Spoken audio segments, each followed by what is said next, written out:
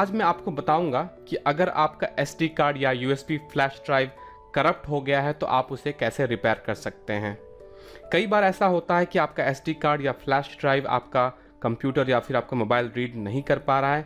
ऐसे हालत में हम सोचते हैं कि हम अपने SD कार्ड या फिर फ्लैश ड्राइव को फेंक दें और एक नया फ्लैश ड्राइव या फिर SD कार्ड खरीद लें।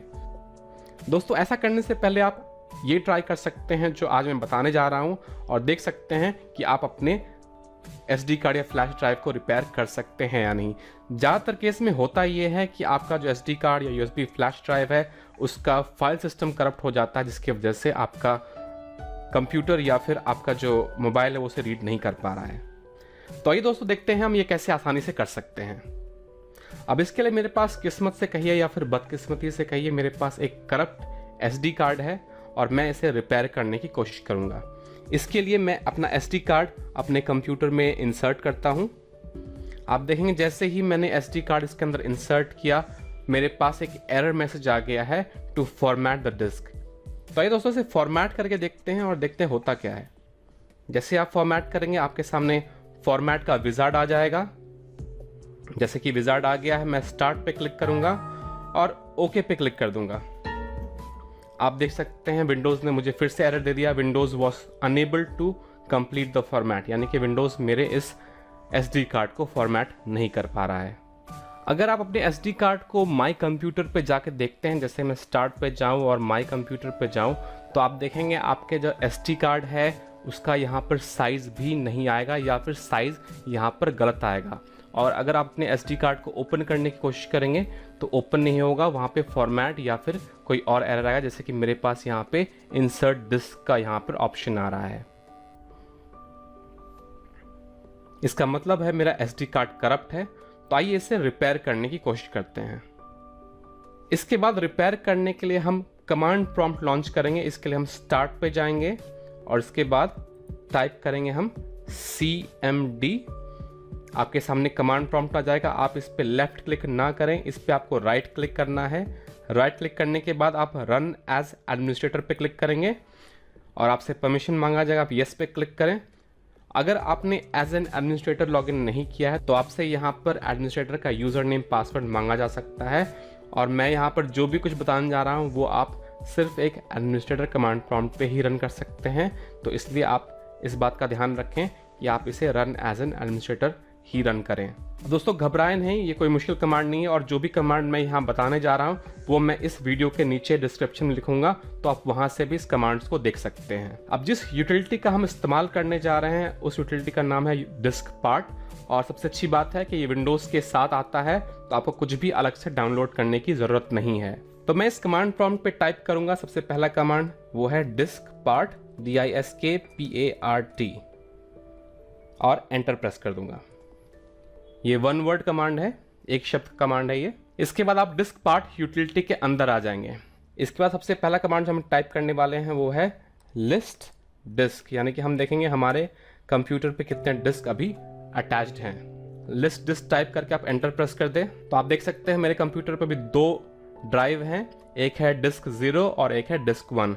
डिस्क 0 का साइज है 465 GB और डिस्क 1 का साइज है 8 GB। तो यहाँ पर आपको अपने SD कार्ड का साइज मालूम होना चाहिए, क्योंकि आप साइज के हिसाब से ही आप पता लगा पाएंगे कौन सा डिस्क आपका SD कार्ड है।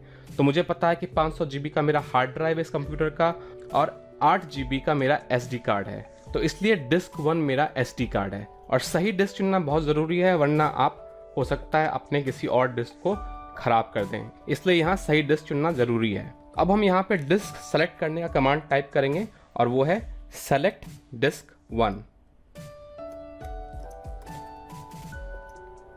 क्योंकि मेरा यहाँ पर SD कार्ड डिस्क 1 है इसलिए मैंने सेलेक्ट डिस्क 1 यहाँ पर टाइप किया है।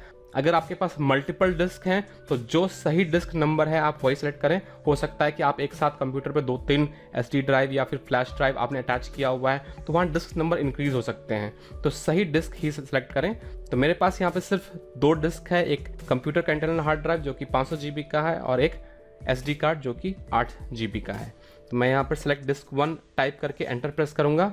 मेरे पास मैसेज आएगा disk 1 is now selected disk. इसके बाद मैं कमांड टाइप करूँगा क्लीन और एंटर प्रेस करूँगा। This part succeeded in cleaning the disk. Clean command शायद एक बार में ना चले तो आप इसको एक से ज़्यादा बार ट्राई कर सकते हैं या 2 या 3 बार ट्राई कर सकते हैं। 2 या 3 बार में ये कमांड चल जाना चाहिए। अब डिस्क क्लीन करने के बाद हम यहाँ पर पार्टीशन क्रिएट करेंगे। इसके लिए हम कमांड टाइप करेंगे क्रिएट पार्टीशन प्राइमरी और एंटर प्रेस कर देंगे। जैसा आप देख रहे हैं यहाँ पार्टीशन क्रिएशन भी सक्सेसफुल हो चुका है। अब हम इस पार्टीशन को एक्टिव करेंगे इस पे। इसके लिए हम कमांड टाइप करेंगे एक्टिव और एंटर प्रेस करेंगे। अब ये पार्टीशन एक्टिव हो चुका है। अब हम इस SD कार्ड को फॉर्मेट करेंगे। SD कार्ड को फॉर्मेट करने के लिए हमें पार्टीशन सेलेक्ट करना है और हम यहाँ पार्टीशन सेलेक्ट करने के लिए कमांड टाइप करेंगे सेलेक्ट पार्टीशन 1 और एंटर प्रेस करेंगे। तो आप देख सकते हैं यहाँ partition 1 is now selected partition. अब बारी आती है SD कार्ड को फॉर्मेट करने के लिए। फॉर्मेट करने के लिए हम कमांड टाइप करेंगे फॉर्मेट FORMAT और स्पेस देंगे और फिर टाइप करेंगे FS और बिना स्पेस दिए इक्वल टू टाइप करेंगे और टाइप करेंगे फाइल सिस्टम का नाम यानी कि FAT32।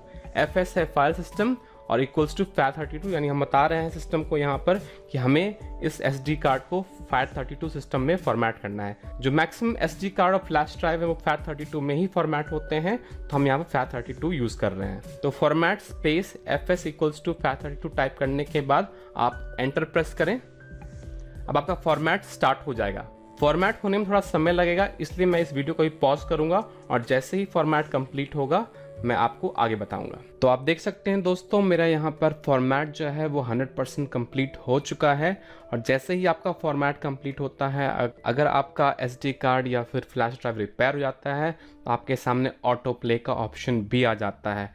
और अब आपका SD कार्ड या फिर फ्लैश ड्राइव रिपेयर हो चुका है। आप इसे ओपन कर सकते हैं यहाँ ओपन पे क्लिक करके, या फिर आप कंप्यूटर में जा कर के आप यहाँ से भी आप इसे ओपन कर सकते हैं। और आप देखेंगे कि अब यहाँ पर आपके जो SD कार्ड है उसका साइज़ भी शो हो रहा है। आप इसे ओपन करके आप इसके अंदर कुछ भी डाल सकते हैं, कुछ भी कॉपी पेस्ट कर सकते हैं। जैसे मैं एक फ़ाइल यहाँ पर अपने SD कार्ड में कॉपी करके देखता हूँ और मैं SD कार्ड में पहुँच कर यहाँ पेस्ट करता हूँ। आप देख सकते हैं कि मैंने यहाँ पर फाइल पेस्ट कर दिया है, यानी कि मेरा SD कार्ड बिल्कुल सही काम कर रहा है। I got some fly shit on, keeping all black outfit on. I already bag most of the chicks that you